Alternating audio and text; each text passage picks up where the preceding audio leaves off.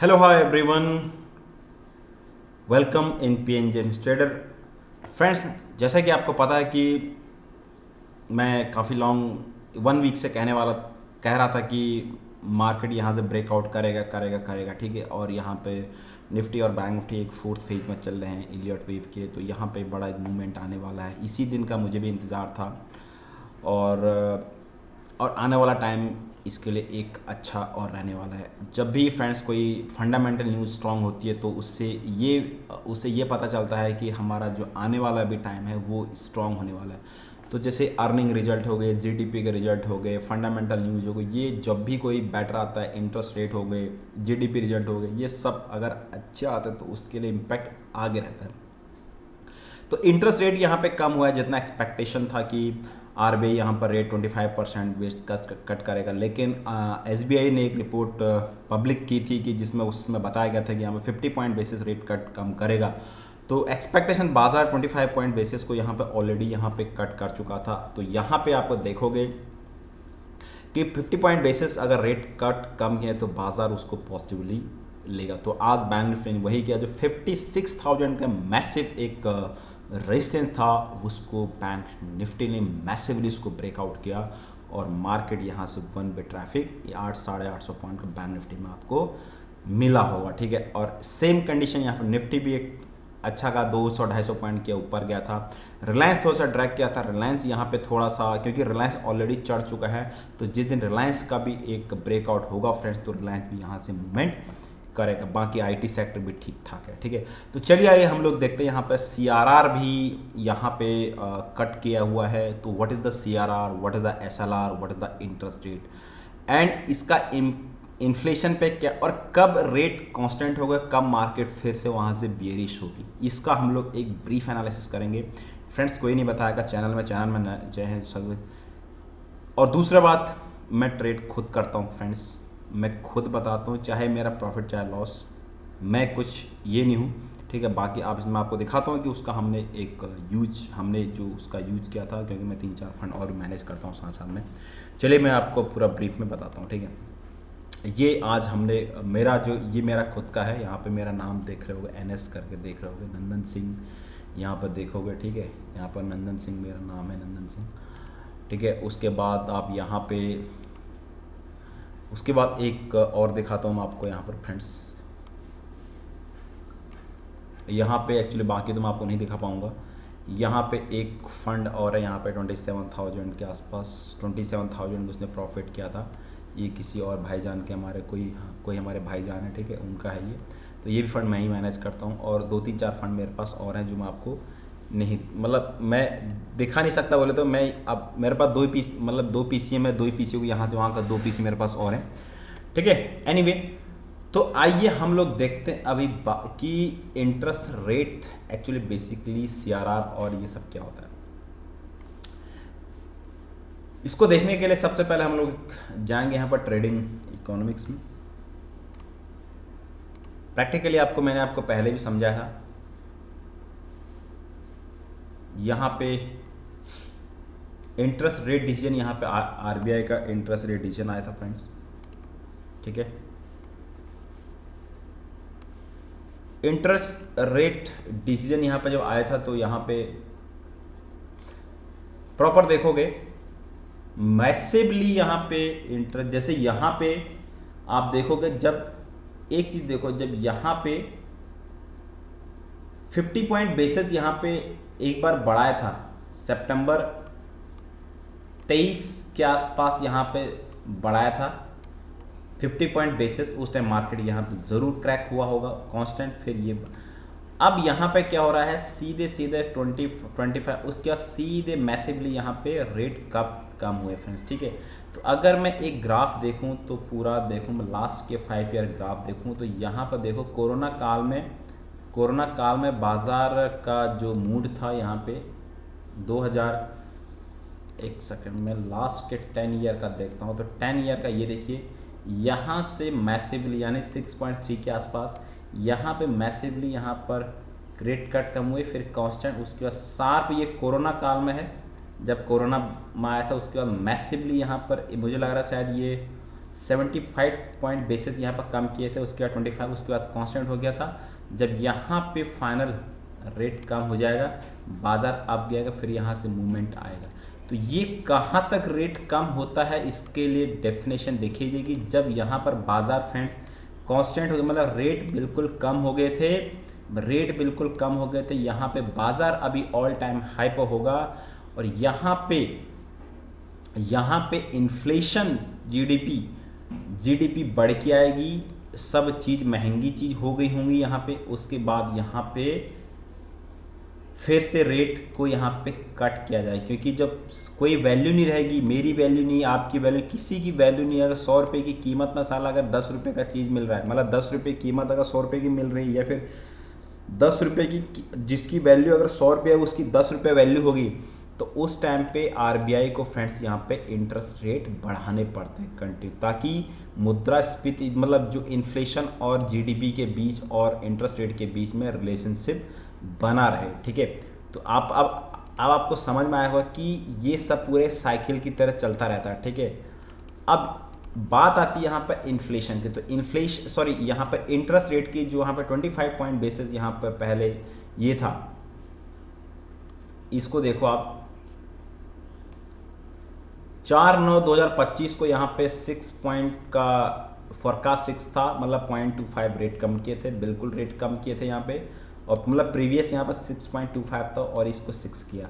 अब की बार यहाँ पे इन्होंने 25 point basis rate cut expectation थी, लेकिन यहाँ पर आरबीआई गवर्नर साहब ने 50 पॉइंट बेसिस कम कर दिया ड्यू टू, भाई देखो रेट कम होंगे, आपको फिर बता रहा हूँ, इंटरेस्ट रेट कम होंगे, यहाँ पे इनफ्लो होगा, बाजार में पैसा आएगा, आप लोन लोगे, दुनिया भर के लोन लेंगे। ठीक है, तो यहाँ पे बाजार यहाँ पर ऊपर जाएगा फ्रेंड्स, राइट।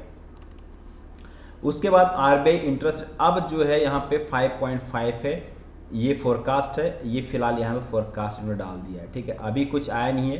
ठीक है, ये भी नेक्स्ट है। अब यहाँ पर हम देखते हैं सीआरआर कि सीआरआर क्या होता है। CRR, this is what is the CRR आपको, और सीआरआर भी यहाँ पर क्या होगा, लास्ट के मैक्स में देखता हूँ, यहाँ पे मैक्स यहाँ पर हमारा सीआरआर गया है फ्रेंड्स 2000 में, यहाँ पे मैक्स गया है 8 मतलब 10.5। उसके बाद यहाँ पे 2000 में फिर यह है, फिर उसके बाद वहाँ 2008 में, उसके बाद यहाँ पे जब क्राइसिस आया था, ठीक है, यहाँ से चढ़ा, उसके बाद ये, तो फिलहाल अब यहाँ पे मैक्स यहाँ पर फिर वहीं पर आ गया है मैक्स 3 के आसपास, जहाँ पर कोरोना काल में किया था वहीं सेम एज इट इज़ यहाँ पे 3% के आसपास ला के खड़ा कर दिया है।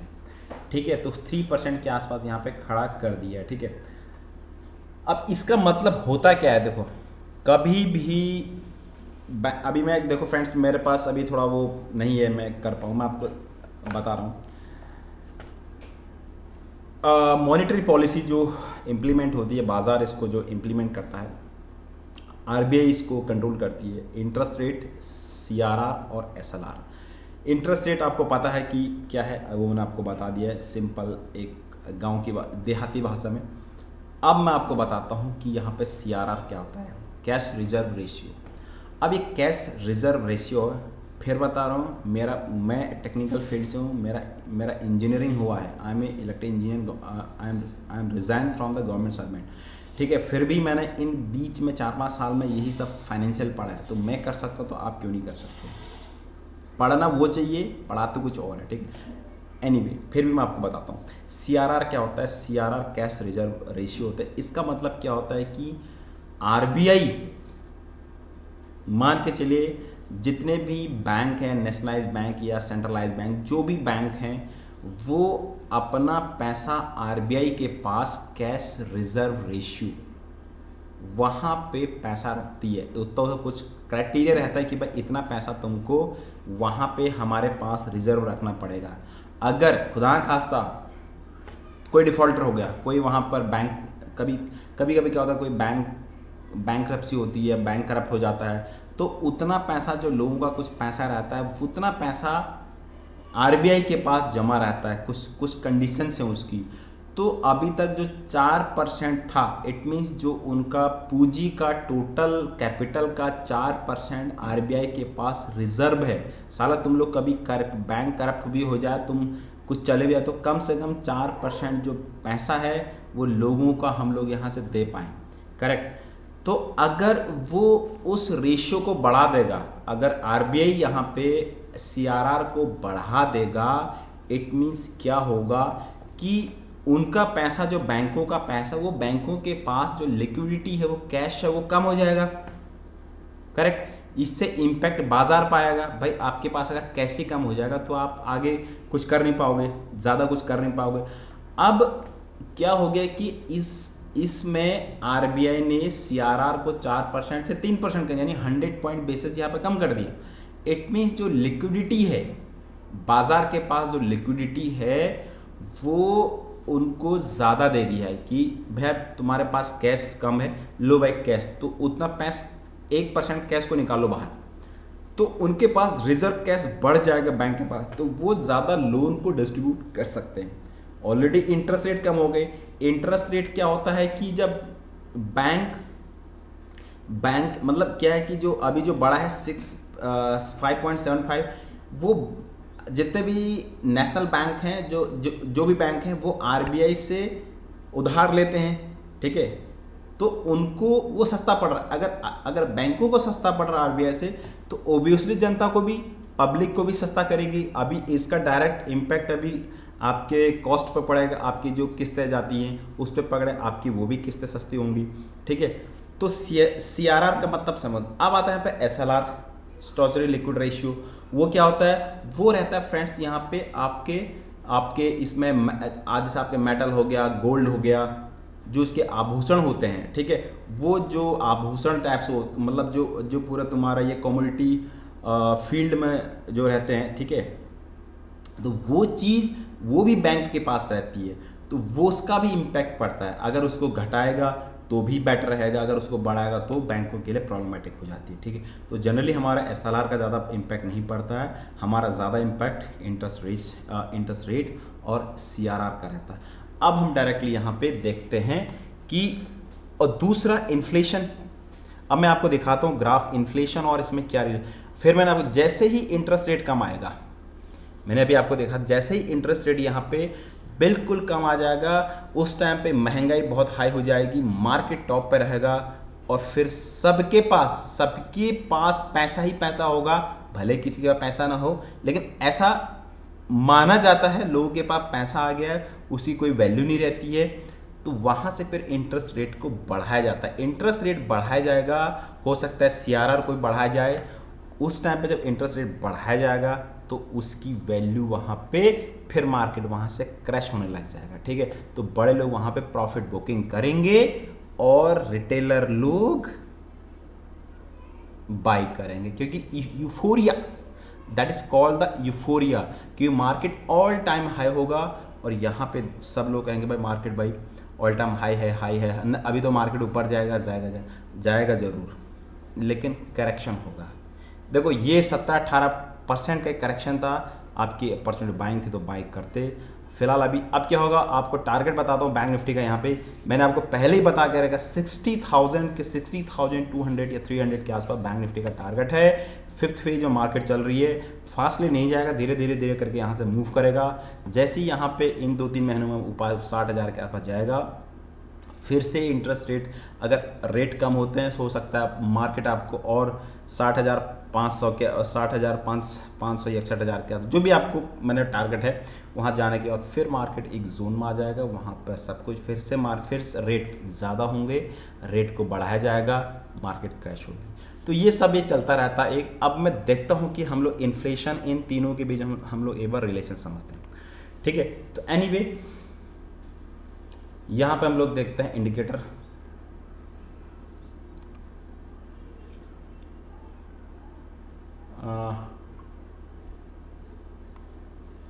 हम लोग यहाँ पे इंडिकेटर, यहाँ पर हम लोग कंट्री में जाते हैं पहले ना, कंट्री में जाने के बाद हम लोग यहाँ पे इंडिया में जाते हैं, चाइना, एशिया, इंडिया। उसके बाद मैं यहाँ पे जीडीपी रेट, स्टॉक मार्केट। देखिए सबसे पहले मैंने यहाँ पर स्टॉक मार्केट गया, इसको मैं स्टॉक मार्केट में गया। स्टॉक मार्केट मैंने यहाँ पे कंपेयर कंपेयर कर दिया मैंने इंटरेस्ट रेट, ठीक है। इंटरेस्ट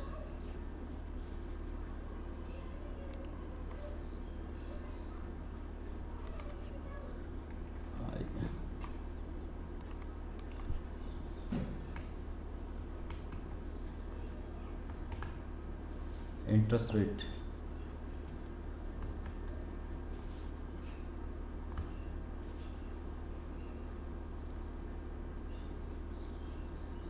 नहीं, एक सेकंड, हाँ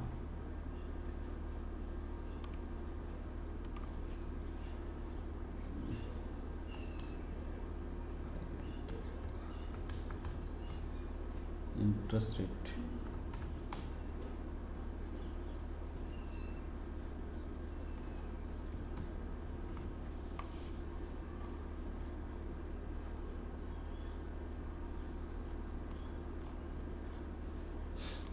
इसमें शायद, एक सेकंड, इंडिकेटर में जाता हूँ एक बार, इंडिकेटर में जाके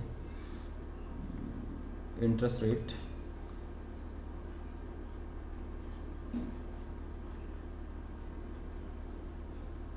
Asia, Asia India,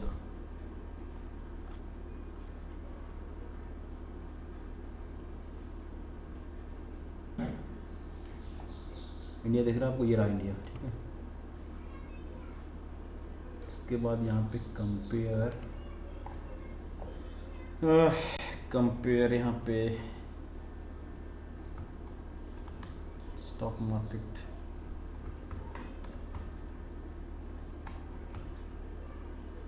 Nifty 50, Nifty 50, ठीक है। NSE 50, ठीक है। यहाँ पे NSE 50 हो गया। उसके बाद फिर यहाँ पे मैं लगा सकता हूँ, यहाँ पे ये हो गया NSE 50 इंटरेस्ट रेट। उसके बाद फिर मैं यहाँ पे लगाता हूँ आपका इन्फ्लेशन, इन्फ्लेशन इंडिया,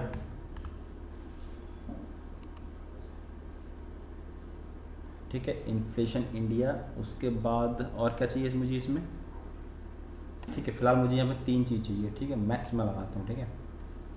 अब इसको मैं थोड़ा सा यहाँ पे ब्रॉड एक्सपोर्ट कर देता हूँ, इसको मैं ब्रॉड कर देता हूँ, ब्रॉड होगा ना ये, फुल स्क्रीन, यस। अब आप देखिए, आप यहाँ पे आपको क्लियर कट दिखेगा फ्रेंड्स। यहाँ पे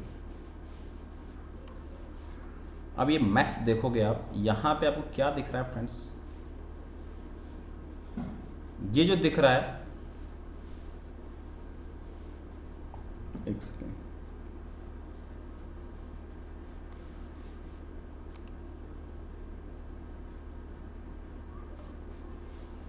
यहाँ पे ये वाली जो स्क्रीन है ये निफ्टी 50 की है, ये अपना निफ्टी है। उसके बाद ये इन्फ्लेशन रेट है ये वाला, और ये जो है ये हमारा इंटरेस्ट रेट, ये ब्लू वाला हमारा इंटरेस्ट रेट है, ठीक है। तो यहाँ पे मैं आपको फुल स्क्रीन पे दिखाता हूँ, ठीक है। अब आप देखोगे ये हमारा इंटरेस्ट रेट है। अगर मैं देखूँ यहाँ से, तो इंटरेस्ट रेट जब कम होता है तो बाज़ार ऊपर जाता है, कांस्टेंट हुआ। यहाँ बाज़ार को लग रहा है कि भाई इंटरेस्ट रेट, और यहाँ से जब इंटरेस्ट रेट बढ़ाए गए थे तो तुरंत बाज़ार बढ़ता नहीं, एक यूफोरिया में चलता है। उसके बाद यहाँ पे कांस्टेंट, तो बाज़ार यहाँ से करेक्ट हुआ, ठीक है। उसके बाद यहाँ पे उसका फिर से यहाँ पर इंटरेस्ट रेट को घटाए गए, बाज़ार फिर वापस गया। उसके बाद ये सब कुछ हुआ, और यहाँ से फिर ये हमारा इंडिया इन्फ्लेशन डेटा आ गया। तो इन्फ्लेशन डेटा आप देखो यहाँ पर फिलहाल मिक्स दिखाई देगा आपको, ठीक है। इन्फ्लेशन एक्चुअली अच्छा भी और बैड भी, एक डिफ्लेशन होता है, एक इन्फ्लेशन होता है, ठीक है। तो इसमें आपको समझना पड़ेगा। यहाँ पे देखो 2020 में देखोगे यहाँ पे इन्फ्लेशन जो है बहुत राइज हो गया, सडनली राइज हो गया। अगर इन्फ्लेशन बहुत ज़्यादा हो गया, महंगाई बहुत ज़्यादा हो जाएगी, मार्केट भी क्रैश होगा, और तुम्हारा इंटरेस्ट रेट यहाँ पे कम करना। देखो इंटरेस्ट रेट बाज़ार ने यहाँ पे कम स्टार्ट कर दिए थे करना, ठीक है। इन्फ्लेशन हाई होगा, बाजार को कंट्रोल, ये सबको कंट्रोल करने के लिए बाजार नीचे का, लेकिन धीरे धीरे धीरे करके फिर वो कांस्टेंट हो जाता है, ठीक है। उसके बाद आप देखोगे फिर यहाँ से इन्फ्लेशन रेट, हमारा इन्फ्लेशन कंट्रोल में है, इन्फ्लेशन नीचे है, बाजार ऊपर गया, निफ्टी ऊपर गया, यहाँ से इंटरेस्ट रेट भी हाइक हुए। इंटरेस्ट रेट हाइक हुए, ये वाला जो फेजेस था 2022 का, मार्केट ज़्यादा गिरा नहीं, ठीक है, मार्केट का ये फॉल था। उसके बाद फिर यहाँ से इंटरेस्ट रेट कांस्टेंट हुआ, बाजार ऊपर गया, बाजार ऊपर होने के बाद फिर से यहाँ पर इंटरेस्ट मतलब जब कांस्टेंट हो जाता है तब यहाँ से फिर बाजार गिरा, ठीक है, बाजार यहाँ पे गिरा। उसके बाद यहाँ पे जब बाजार गिरता है मतलब यहाँ पे बहुत पैनिक हो जाता है कि उसके बाद यहाँ से फिर से इंटरेस्ट रेट यहाँ पर बढ़ाए गए फ्रेंड्स, ठीक है। तो ये एक चार्ट है, आपको होप गाइस आपको ये चीज़ समझ में आया होगा मैं क्या बोल रहा हूँ आप लोगों को, ठीक है। इसको मैं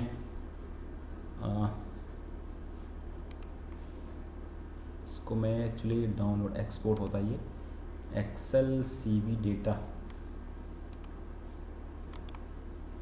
टेक स्क्रीनशॉट, ओके एक सेकंड में इसको स्क्रीनशॉट ले लेता हूँ। अगर ये स्क्रीनशॉट लेते हैं, टेक स्क्रीनशॉट, यस एब्सोल्यूट, ठीक है।